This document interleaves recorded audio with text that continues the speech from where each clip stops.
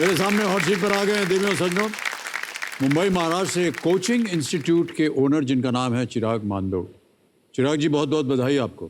धन्यवाद सर। और बहुत कम लोग आते हैं यहाँ पर जो कि एक कोचिंग इंस्टीट्यूट से संबंध रखते हो। जहाँ तक हमारी जानकारी है शायद आप पहले ऐसे कंटेस्टेंट हैं। सबसे पहले आपके साथ जो कंपेनियन के रूप में आए हैं शायद आपकी पत्नी जी हैं। प्रणाम करता हूँ आपको और स्वागत आपका हमारे इस कार्यक्रम में। आपका शुभ नाम? तो मेरा नाम उन्नति जैन। उन्नति जी का एक बार फिर हम स्वागत करते हैं हमारे इस कार्यक्रम।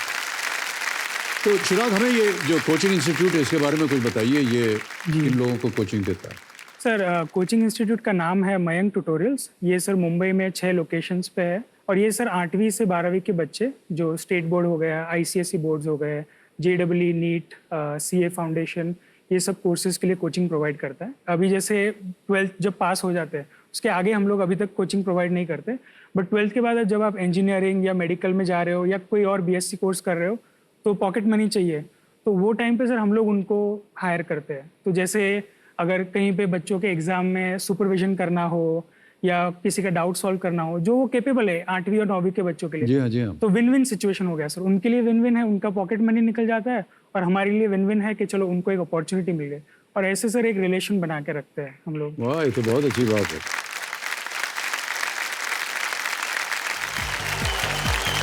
आपको और पत्नी जी को फिल्में वगैरह देखने का वक्त मिलता है कि नहीं? जी लॉकडाउन की बात की तो हमें लग रहा है कि शायद समय मिल जाता होगा। फिल्में देखने का वक्त तो मिलता है सर। टेस्ट दोनों का बहुत अलग है वैसे। अच्छा जी सर मुझे सर बायोपिक हो गई, इंटरनेशनल डॉक्यूमेंट्री ज़्यादा पसंद है और उनको थोड़े इमोशनल, हम आपके कौन, थोड़ा बॉलीवुड मसाला ज़्यादा पसंद है। तो वहाँ पे थोड़ा सा क्लैश होता है, बस उसके अलावा जी सर। सर तो क्या करते हैं? और 2 अलग अलग टीवी लिया हुआ अलग अलग कमरों में?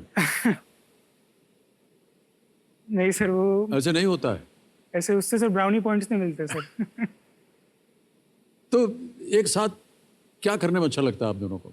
सर 2019 के पहले एक चीज़ बताना, 2019 के पहले सर मैं यूनाइटेड स्टेट्स में था, डेटा साइंस फील्ड में काम कर रहा था मैं 2019 तक। तो वहाँ पे हम दोनों साथ में वहाँ पे रहते थे। तो वहाँ पे सर हम लोग एडवेंचर एक्टिविटीज़ बहुत करते थे, बहुत इजीली सब कुछ रीचेबल था। जैसे मैं जहाँ रहता था वहाँ पे इंडियाना ड्यून्स थे, तो वहाँ पे हाइकिंग करने जाते थे हम लोग, कायाकिंग करने जाते थे। वहाँ पे बाजू में एक रिवर था, न्यू हैम्पशायर करके वॉशिंगटन था न्यूयॉर्क के ऊपर, तो वहाँ पे हम लोग ट्रैकिंग करने गए, कोलोराडो ट्रैकिंग करने गए, हम लोग केंटकी सर बंजी जंपिंग करने गए। यही सब चीज़ें हैं जो सर वो ऐसा फील करवाती है कि यू आर अलाइव। तो इसके लिए वो चीज़ें करने में सर, ट्रैकिंग में, हाइकिंग में, वो एक पुश करना खुद को फिजिकली, जी, तो वो बहुत अच्छा लगता है सर। भारतवर्ष में और कई जगह गए आप? सर उत्तराखंड गए थे, वहाँ पे ट्रैकिंग किया था, बट अनफॉर्चुनेटली ज़्यादा मैं एक्सप्लोर नहीं कर पाया इंडिया। बट फॉर्चुनेटली अब मेरे पास मौका है, ज़्यादा से ज़्यादा मैं एक्सप्लोर करूँ। नॉर्थ में जाना है सर, मेरा ड्रीम है सर एवरेस्ट बेस कैंप। जी, जो मुझे लगता है जो हो सकता है मुझसे, बस उनकी परमिशन चाहिए सर, आप उनसे बोल दो, क्योंकि वो मेरे को जाने नहीं देगी शायद। दे दीजिए ना इनको। बहुत से लोग जाते हैं वहाँ एवरेस्ट बेस कैंप, मैं आपको बता रहा हूँ, और बहुत ही रोचक ये एक यात्रा होती है। सांस वगैरह की ट्रेनिंग पर नहीं गया नहीं हूँ सर। अच्छा। बहुत सारी कहानियाँ सुनी है। जी हाँ। और अभी अवसर नहीं उसके बारे में बात करने का, लेकिन चलिए बोल देते हैं। सर एक चंद महीनों में एक हम फिल्म करने वाले हैं। अच्छा। जो इसी तरह होगी। अच्छा। हाँ, तो जो जाएंगे हम लोग हिमालय पे। लेके जाइए सर। मेरा भी ड्रीम पूरा हो जाएगा। ओके भाई साहब, हम उम्मीद करते हैं कि एक दिन आपकी मनोकामना जो है वो पूरी हो जाए। चिराग जी, आपके बारे में जानने के लिए हमने एक वीडियो बनाया हुआ है, तो हम चाहेंगे कि हमारे दर्शक और हम सब यहाँ पर उस वीडियो को देख पाएं। Can we see the video please?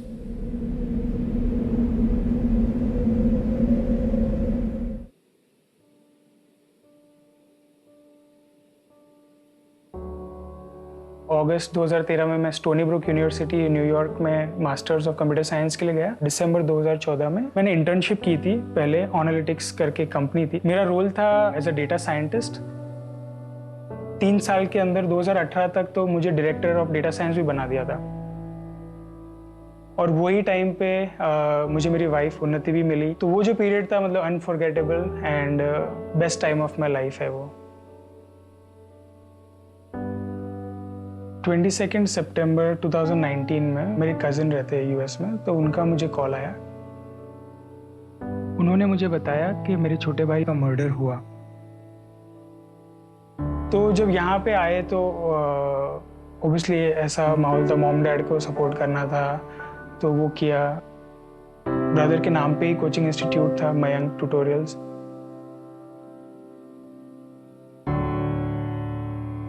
तो फिर वो टाइम मैंने डिसाइड किया है कि जो हो गया है उसको हम चेंज नहीं कर सकते, बट जो नाम है, जो लेगेसी है, वो हम बिल्ड कर सकते हैं।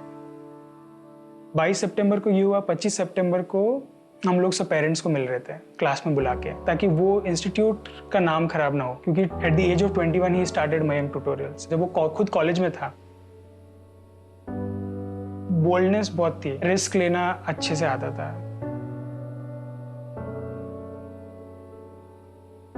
मयंक गया तब हमको बहुत दुख हुआ था, लेकिन ये आ गए वापस तो हमने सोचा कि घर पे खुशी आ गई। और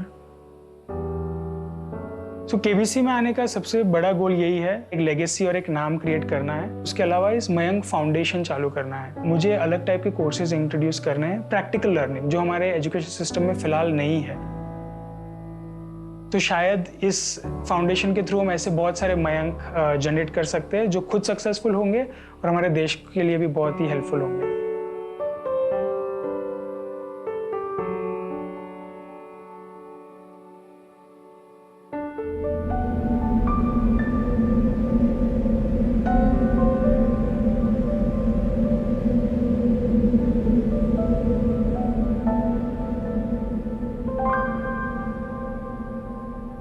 चिराग जी,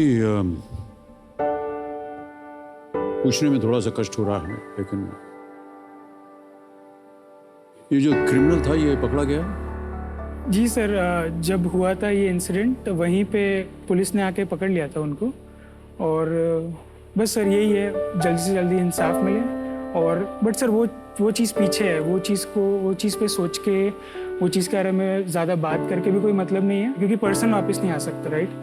तो अभी आगे हम क्या कर सकते हैं कि मुंबई में हर पर्सन को नाम पता होना चाहिए कि मयंक कौन था, मयंक कैसा था, मयंक ट्यूटोरियल्स क्या है, और उसका फ्यूचर आगे उसका भाई लेके जाएगा। ये मुझे प्रूव करना है, और यही one of my biggest motive in my life is that right now.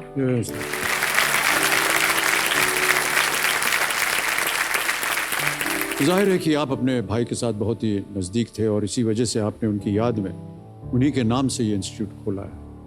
और सर उसमें एक चीज़ है सर, ये इंस्टीट्यूट मेरे भाई ने 2013 में अपने नाम से मयंक ट्यूटोरियल्स ने खोल दिया था सर। जब उन्होंने चालू किया था तो हम लोग साथ में बैठ के लोगो डिज़ाइन किया था, ब्रोशर डिज़ाइन किया था, और फिर मैं यूएस चला गया, और वो थे सेकंड नंबर भाई, और मैं था पहला पर्सन यूएस जाना। बहुत आप देखोगे अगर इंडिया के अंदर तो ज़्यादा ऐसा नहीं होता है। जी हाँ। बट मयंक की वजह से मैं जा सका। और उसने सर मुझे, मैं जब गया था तो उसने ईमेल भेजा था मुझे कि don't worry about anything here, I will take care of everything. वो बच्चा सर मेरे से 2 साल छोटा है, पढ़ रहा है अभी तक। मैं यूएस जा रहा हूँ मेरा सपना पूरा करने, और उसका इतना बड़प्पन कि वो मुझे बोल रहा है कि फैमिली का ध्यान रखेगा। उसने पूरा ध्यान भी रखा सर फैमिली का, घर खरीदा फैमिली के लिए। तो वो सर मेरे लिए लाइफ में कोई मेंटोर नहीं था, और जब वो पर्सन चला गया वो मेरे लिए मेंटोर बन गया है। वो मेरे को हर चीज़ नहीं सिखाता एवरीडे। तो सर बहुत ही अनफॉर्चुनेट चीज़ हुई है, बट बहुत ही फॉर्चुनेट है कि वो पर्सन मेरी लाइफ में था, और आज भी मुझे वो सिखा रहा है, मुझे मोटिवेट कर रहा है। और सर मैं यहाँ पे हूँ तो इसीलिए हूँ सर, यहाँ पे केबीसी की ये चेयर पे हूँ तो इसीलिए हूँ सर। बहुत अच्छी यादें हैं आपकी, और बहुत अच्छा कार्य भी कर रहे हैं आप। बहुत कम लोग हैं जो आपने कहा कि आप वहाँ डेटा एनालिसिस में काम कर रहे थे। डेटा जो है वो तो भविष्य आजकल माना जाता है, और उसे छोड़ करके आना यहाँ सब बहुत एक बड़े दिल की बात चाहिए इसमें। बहुत बहुत बधाई आपको चिराग जी। ऑलराइट, आप जब मेरा नाम ले रहे हो तो बहुत ही अच्छा फील हो रहा है, क्योंकि बहुत टाइम से ऐसे इमेजिन करते हो आप टीवी के सामने कि अरे आपका नाम कभी आ सकता है कि नहीं, वैसा। तो जस्ट वो नाम देख के और आप वो जो नाम बोल रहे हो सर, बहुत ही अच्छी फीलिंग है। So thank you for that sir. धन्यवाद। बहुत कम कंटेस्टेंट्स आते हैं और इस तरह की बात करते हैं। नाम जो है सर अपने आप में एक प्रबल चीज़ होती है, उसका अपना महत्व होता है। और सही कहा आपने कि कभी कभी टीवी पे सुनना या अखबार में देखने में अपना नाम अखबार में आ जाए। तो हम लोग तो जब कॉलेज वगैरह निकलने के बाद जब कलकत्ते में हम नौकरी कर रहे थे तो थिएटर वगैरह करते थे छोटा मोटा, तो उसका रिव्यू जो होता था ना थिएटर का, जी एक बहुत ही महत्वपूर्ण पेपर था द स्टेट्समैन। तो उसका जो रिव्यू होता था उसे पढ़ने के लिए हम लोग बहुत उत्सुक रहते थे, रात भर जागे रहते थे, पता नहीं क्या लिखेगा क्या होगा। और वहीं उनका जो बिल्डिंग थी उसके बाहर बैठे रहते थे, जैसे ही पेपर छप के निकला सब लोग झपकते थे, देखो भाई क्या हुआ। जी और उसमें जब नाम आ जाता था ना अपना, जी बड़ी प्रसन्नता होती। जी तो सर। बिल्कुल मैं समझ सकता हूँ। चलिए अब खेल की ओर ध्यान देते हैं चिराग। 11वां प्रश्न 6,40,000 रुपए। चिराग जी आपके स्क्रीन के ऊपर ये रहा।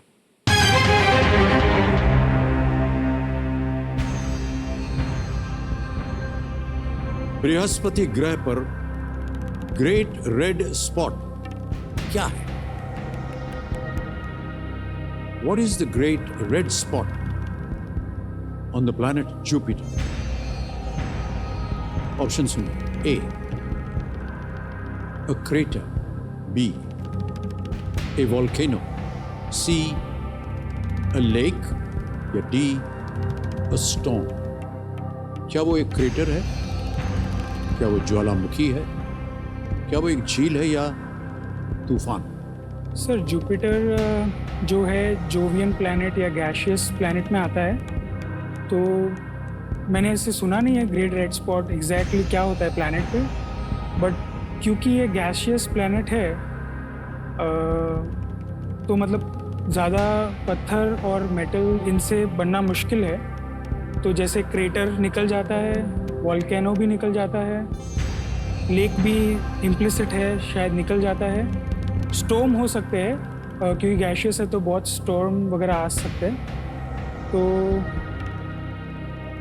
वोल्केनो सुना नहीं है मैंने इसके बारे में, बट सर अगर मैं क्रेटर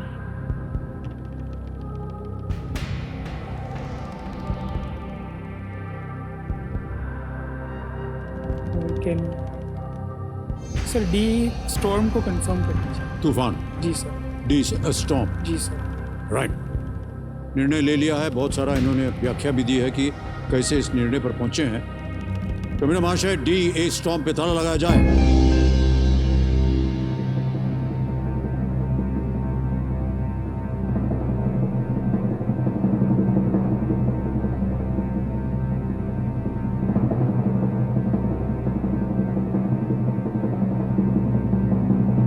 पत्नी जी मुस्कुरा रहे हैं, क्या संकेत हो सकता है ये भाई साहब? सही है। बिल्कुल सही है ये आपका उत्तर। बधाई, बहुत सुंदर तरीके से आपने इसका अनुमान लगाया।